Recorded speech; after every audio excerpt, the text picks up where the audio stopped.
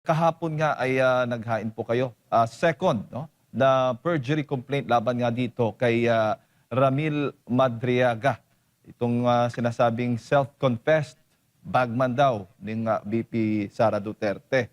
Ano hong kaibahan po nito doon sa unang perjury complaint na inihain po ninyo, same pa rin din po sa Taguig City Court? Mm. Bale, itong second perjury complaint, ang focus nito ay yung supplemental affidavit ni Ramil Madriaga na in-execute niya noong Abril of this year. Ang kinaibahan nito doon sa first perjury complaint, ang focus naman nun ay yung first affidavit niya executed in November. So kung matatandaan nyo, humarap si Ramil Madriaga sa House Justice Committee noong Abril para dito sa impeachment hearings laban kay VP Sara at dito niya binasa itong supplemental affidavit. So yung second perjury complaint, ang topic niya or ang tinutukoy niya ay itong mga kasinungalingan ni Madriaga sa supplemental affidavit niya. Opo, at sa pagkakaalam natin, nasa 1,000 pahina ito, attorney. Napakadami pong pages. Oo. Ano yung pinakamahalagang ebidensya po nito sa tingin po ninyo, attorney, na direktong sumasalungat nga doon sa mga pahayag ni Madriaga para sa kaalaman ng ating mga kababayan? Opo, kasi kung matatandaan nyo, yung first perjury complaint, ay yung first Madriaga affidavit, sinabi niya nga na bagman siya, sinabi niya na may delivery siya ng confidential funds kung saan-saan. Pero wala masyadong detalye. Itong supplemental affidavit, linagyan niya ng detalye. So dahil nagbigay na siya ng detalye, naisa-isa natin tong mga detalye para pasinungalingan ang mga ito. So ang pinaka-critical, kasi halos lahat ng sinabi niya kasinungalingan. Pero ang pinakamahalaga is yung allegation niya na nag-deliver daw siya ng limpak-limpak na pera, 30 to 35 million per bag in confidential funds sa 3 location. So ang unang sabi niya is nag-deliver daw siya ng isang bag sa Cabuyao, Laguna para sa isang Laguna politician. Ang napakita natin dito sa complaint affidavit ay hindi po ito totoo kasi ang sabi niya, ang meeting place daw nila nitong Laguna politician na ito for the drop-off ng pera ay sa Cabuyao, Laguna sa loob ng industrial park kung saan tanaw niya daw ang isang SNR shopping mall. So napasinungalingan natin to dahil nakakuha tayo ng certification mula sa SNR na walang SNR establishment sa Cabuyao, Laguna. Ang pinakamalapit ay ang SNR Nuvali, which is hindi mo matatanaw mula sa industrial park ng Cabuyao, Laguna. So doon pa lang makikita mong nagsisinungaling siya dahil sa affidavit niya, sinabi niya, nung nasa meeting place, tanaw na tanaw niya daw yung SNR establishment. So yun yung unang nagpapatunay na nagsisinungaling siya tungkol dun sa delivery na yun. Yung second delivery niya naman, sabi niya sa Nomo Basho, sa Tomas Morato, dumating daw siya doon kasama yung iba pang bagmen di umano ng midnight December 21, 2022. Napasinungalingan natin yan kasi nung araw na yon, nung mga oras na yon, midnight ng December 21, nagkataon na yung Nomo Basho was closed for a private Christmas party. So, nag-testify yung may-ari ng Nomo Basho, pati yung tao na nag-book ng Nomo Basho for the private event na unang-una wala si Attorney Reynold Monsayak doon na sinasabing kinita ni Madriaga doon sa Nomo Basho. At pangalawa, wala silang nakitang hindi nila imbitado na tao doon sa Nomo Basho. Napakaliit kasi noon eh. So kung may pumasok na dalawang lalaki na may dalang malaking bag na may lamang pera, talagang mapapansin nila yon. At buong gabi hanggang umaga sila nandun at sinabi nilang walang Madriagang dumating doon. Tapos yung pangatlong delivery naman Sabi ni Madriaga sa Office of the Ombudsman para kay Attorney Ryan Kilala at pati kay Ombudsman Sammy Martires, ang napatunayan natin doon is highly improbable ito. Bakit? Kasi si Ramil Madriaga at si Attorney Ryan Kilala ay matalik na magkaibigan. Ngayon, dahil magkaibigan sila, malapit silang magkaibigan, highly improbable na maghahatid siya ng pera sa Office of the Ombudsman dahil alam ni Madriaga kung saan nakatira si Attorney Kilala, at maraming beses na siya nakapunta doon. So madali silang mag-deliver doon sa bahay na yon or kung mag-arrange ng ibang private location with the Attorney Kilala instead na dito sa Office of the Ombudsman kung saan ang daming tao.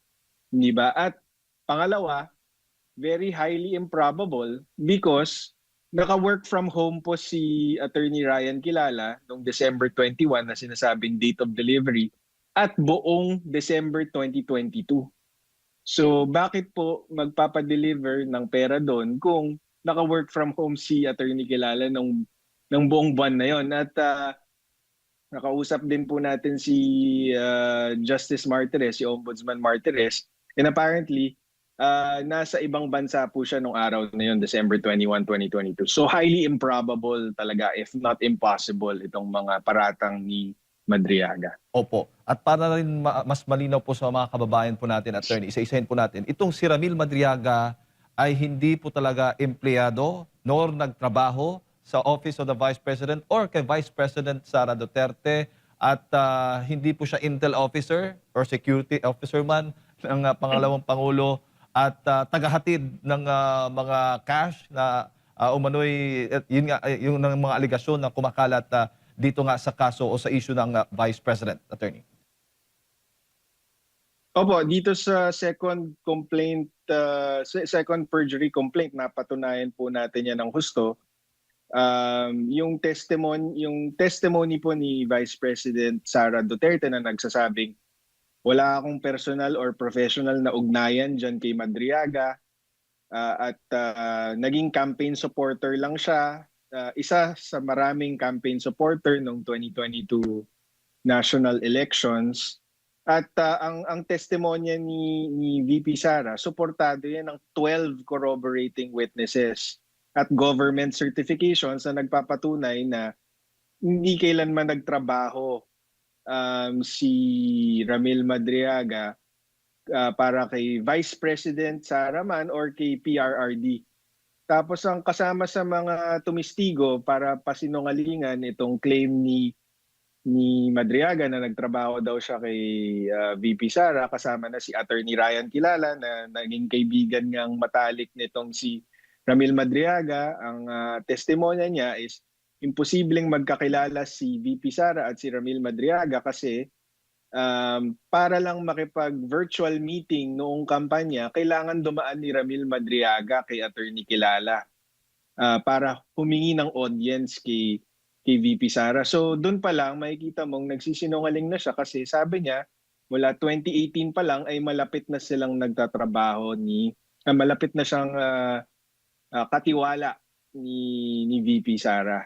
Tapos tumistigo din itong si Jonathan Madrona, isang personal assistant / executive assistant ni VP Sara mula pa noong 2006. At si Mr. Madrona, kasama yan ni VP Sara sa lahat ng lakad niya at tumutulong mag-organisa ng schedule niya at sinabi niya sa isang affidavit na kailanman hindi niya nakilala tong si Madriaga at kung totoo yung sinasabi niyang malapit siyang katrabaho ni VP Sara, di sana nakilala na siya ni Mr. Madrona or narinig man lang ang pangalan pero hindi po nangyari yun. Opo. At ngayong dinidinig ang confidential funds issue dyan po sa impeachment trial, attorney, may direktang epekto ba ito doon sa isinasagawang pagdinig? Kung direkta, wala naman kasi hindi naman mapipigilan ng isang perjury complaint na tumistigo si Mr. Madriaga dito sa impeachment Pero sabi ko nga, gusto yun ng depensa na ipresenta itong si Madriaga dahil alam naming alam ng defense team na nagsisinungaling si Mr. Madriaga. So talagang mababasag siya sa cross-examination. Kaya sa ngayon, ang haka-haka sa kampo ni VP Sara is baka hindi na i-present itong si Ramil Madriaga. Ang personal take ko naman is itong perjury complaint nagpapatunay na yung mga alegasyon laban kay VP Sara na nakabalot dito sa impeachment talagang malisyoso, walang basehan at desperate. Kasi biruin mo gumamit sila ng isang taong katulad ni Madriaga na hindi naman nagsasabi na talaga ng totoo para lang umusad tong impeachment complaint sa House of Representatives. So dito mo makikita doon sa 1,000-page complaint kung gaano ka, yun nga, malisyoso at desperado yung mga taong nagtutulak ng impeachment. Opo. Maaari ho bang magamit ng depensa yung mga ebidensyang hawak po ninyo, attorney, doon sa nagpapatuloy na impeachment trial? Opo, actually, kagaya ng first perjury complaint ni VP Sara, magbibigay din kami, ito-turn over din namin ito sa defense para kung kailangan nila. At ang maganda dito, Jayden and Mar, is kahit hindi ipresenta ng prosecution si Ramil Madriaga, number 1 sa witness list ng defense si Ramil Madriaga. So kahit hindi ipatawag ng prosecution, pwedeng ipatawag siya ng depensa. Ayun. Oo. Si Partner Admar po para sa mga karagdagang katanungan, attorney. Opo, attorney, napag-uusapan na natin yung impeachment at linawin lang natin, si attorney ay doon lamang sa perjury complaint ni VP Sara laban kay Madriaga. Kukunan natin siya ng opinion naman dito po sa naganap na impeachment trial kahapon. Suspendido po ngayon, attorney. Pero ano po ang nakita ninyo doon po sa iprenisenta na witness ng prosecution na tinagurian ng hostile witness po? Malinaw na po ba na mayroong kasalanang nagawa ang Vice Presidente at ibinulsa yung pera ng taong bayan doon sa mga pahayag kahapon po, attorney? Hindi tayo naka-monitor masyado kasi nasa OCP tagig tayo, nagpa-file nung complaint affidavit. Nakakita lang tayo ng mga video clips tungkol dun sa nangyari kahapon. At admittedly, hindi din tayo ganun kapamilyar dun sa topic na ito. Ang sa akin lang, base dun sa alam ko, special disbursement officer kasi itong si Gina Acosta. Pero kung ang tanong is dapat siya ba mismo ang kasi ang tinukoy kahapon is sabi under the instructions of the Vice President, tinurn over niya yung confidential funds na withdraw from Land Bank to Colonel Raymond Lachica, who was the OVP security officer. So yung security officer kasi technical term yan na may kinalaman sa confidential funds. So para sa akin, wala naman talagang napatunayan kahapon kundi na itong 125 million na confidential funds binigay kay Colonel Lachica. Sa akin, walang kaso yun kasi as a disbursement officer, you cannot expect somebody like Gina Acosta, kunyari, to buy information from mga informants kasi hindi naman niya kilala yung mga yun eh. 'Di ba? Ang nakakilala doon is yung mga intelligence officers under the OVP or Opo. yung mga nag-develop ng mga informants na yon, for example. So wala akong nakikitang issue na napatunayan kahapon or inamin kahapon na si Gina Acosta release yung pera kay Colonel Lachica. Wala rin akong nakikitang issue na parang may nakita akong mga video clips tungkol sa insinuation na may nadali ang pag-process ng itong confidential fund release and disbursement. Wala akong nakikitang issue doon kasi napaka-late na po sa taon release itong confidential funds, December 20. And from my basic understanding of budget in government, kailangan mo yan gastusin before the year ends, or else hindi ka na makakahingi ng same amount sa mga susunod na periods. Opo. So definitely, dun sa tanong mo, walang napatunayan na nabulsa itong confidential funds. Opo. At wala rin akong nakikitang, kasi parang may sinasabi sila tungkol naman dun sa mga bags na kesyo nagtutugma ito dun sa sinabi ng Taga-Land Bank, nagtutugma ito dun sa sinabi ni Ramil Madriaga. Para doon kay Madriaga, lahat kasi ng information ni Madriaga na sinabi niya sa affidavit niya ay publicly available information na mula doon sa mga hearings ng House Justice Committee. Ng House Committee on Good Governance ata yun, yung unang nag-imbestiga ng confidential fund. So, sabi nga namin doon sa second perjury complaint, the fact na hindi makapagbigay ng detalye si Madriaga na hindi nababasag by verification na higit pa doon sa publicly available information, patunay lang na nagsisinungaling siya, na nag-iimbento lang siya ng kwento mula doon sa mga information na publicly. Attorney, so ibig sabihin kahit na siya ay tinaguri ang special yung SDO kumbaga, officer na nagdi-disburse, hindi siya obligado na umakyat ng bundok, humarap doon sa mga magiging pagkukunan ng mga impormasyon. Kumbaga, hindi siya mismo ang mangunguna dito, which is, yan din yung kanyang pinahayag kahapon. So, parte na ba ng pag-disburse ng pera yung pagbigay niya kay La Chica at nagampanan niya yung kanyang trabaho bilang disbursing officer, and at the same time inobliga si La Chica na magbigay ka sa akin ng mga katibayan na ito ay ginamit sa anumang activity under ng sa confidential funds, attorney? Tama. Although yun nga, ayoko lang pangunahan yung defense team. Abangan natin yung cross-examination ng defense kay Miss Gina Acosta. Pero yun ang pagkakaintindi ko. Kasi itong si Gina Acosta, wala naman yung training sa, yun nga, parang intelligence operation. So, impractical to have a disbursement officer na kailangan yung kada bili ng information sa informant, siya din ang magbibigay.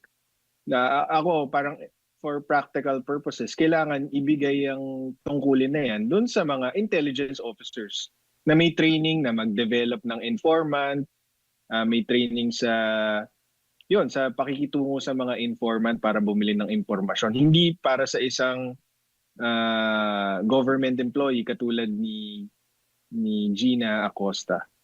Doon naman po sa pag-audit ng COA ICFAO, nakikita niyo po ba na may kakulangan sa kasanayan yung mga auditor ng COA pagdating po sa paano ba ang pagtrato sa pag-audit dito po sa mga confidential funds, attorney? Hindi tayo masyadong familiar dyan doon sa kung ano yung ginawa nilang pag-audit dito sa confidential funds. Pero yun nga, ang nabasa ko, ang napanood ko tungkol dyan is mukhang hindi nabigyan ng tamang due process itong OVP dahil sa pagkarinig ko ay nag-issue na agad ng notice of disallowance without giving the OVP the opportunity to respond or to defend itself. And critical yan kasi may mga kaso sa Supreme Court na nagsasabi na ang confidential funds or kahit ang anong pagwaldas ng pera ng gobyerno, hindi yan necessarily, may mga pagkakataon na hindi yan, kung hindi man sumunod ng eksaktong-eksakto doon sa government rules, hindi yan necessarily in bad faith or hindi necessarily ibig sabihin may pagnanakaw na. Kung may kakulangan man sa dokumento or may ibang interpretasyon yung Commission on Audit, tingin ko kailangan daw may bad faith, may malicious intent to take itong confidential funds and use it for personal use. Yun yung Opo, attorney.